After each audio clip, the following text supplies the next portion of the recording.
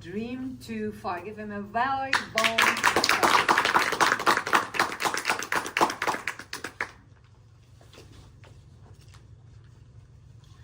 Growing up in India, I had 3 career options: to be a doctor, to be an engineer, or be a disappointment to my family. But disappointment has different levels. If you are in a corporate job, then you're the least disappointment. But I wanted to climb the Mount Everest of disappointment. I wanted to be a Bollywood actor. You know Bollywood movies, like you've seen Bollywood movies. Bollywood actors like screw in the bulb and pat the dog, screw in the bulb and pat the dog. You know that ritual. A Bollywood actor is magnetic. He makes you smile. He makes you cry. He makes you emotional. He lets you leave the room lighter than you arrived. I wanted to do all of that. But I never had courage to tell my parents, because I know if I tell my dad that I want to be an actor, just like any other Indian dad, he would say, somebody is going to get a beating. So I knew my dream to be an actor was a dream too far. But life, just like a Bollywood movie, had twists and turns, and I ended up in a country that's full of canals, cannabis, and creativity. You can guess where it is, the Netherlands. And while I was sitting in my university in a boring lecture, I asked myself, why don't I give myself this one chance, one dream? So I skipped university and went for an audition for a play, Romeo and Juliet. I thought, let me be conservative. So I applied for the role of Romeo. I did consider Juliet, but they told me I didn't have the legs for it. I entered the audition room and I see 20 other actors, tall, chiseled, enthusiastic. And me, enthusiastic. The director looked at me and said, oh, you want to be a Romeo? Okay. Think of yourself as a Bollywood Romeo. How would he propose to his Juliet? Show me. I knew this was my chance. I looked at an audience member and I said, oh Juliet, you are the love of my life.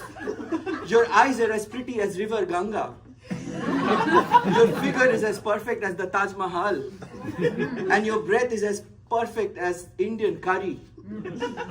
Tell me, Juliet, tell me, will you be mine? If your answer is yes, just nod.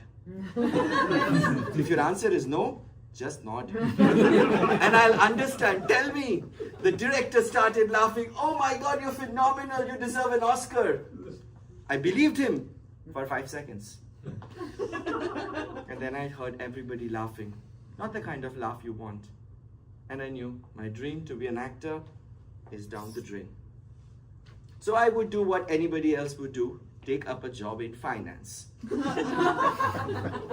Finance professionals are very interesting, contrary to popular belief. They have data, they have numbers. I'm sure when they sleep with spreadsheet on.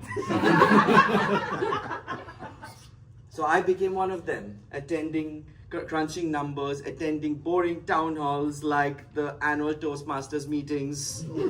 Not the ones from yesterday, but from 10 years back.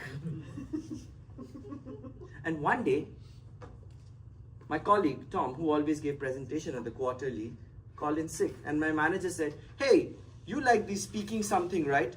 Would you like to do the quarterly presentation this month? I said, that was a yes, by the way. But I didn't want to do it like them. I didn't want to do it a mundane presentation. So I threw away those data-heavy slides, those Excel sheets, and I wanted to add my own razzle-dazzle. Those 10 minutes of speaking, I saw my finance colleagues smile for the first time.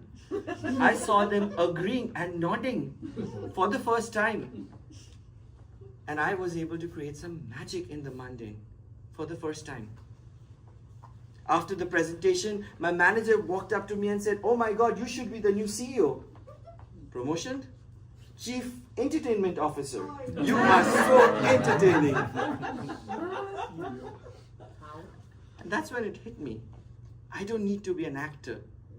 to be an entertainer. All my life, what I wanted to do was make people smile, make the people happy, make people lighter than when they walked into the room. And I don't need to be an actor to do all of that. Dear Toastmaster, dear guests, and dreamers in this room, dreams have a roundabout way of finding us. Maybe not always in the straight line. Maybe you wanted to be an entrepreneur. Maybe you wanted to be a pilot. Maybe you wanted to create music. Look back in your life. Maybe in a roundabout way, you're still flying, you're still building, and you're still creating music. Dreams have a unique way to find you if you're open-minded to it. And when dreams find you in that roundabout way, all you have to do, smile and say, yes. Toastmasters.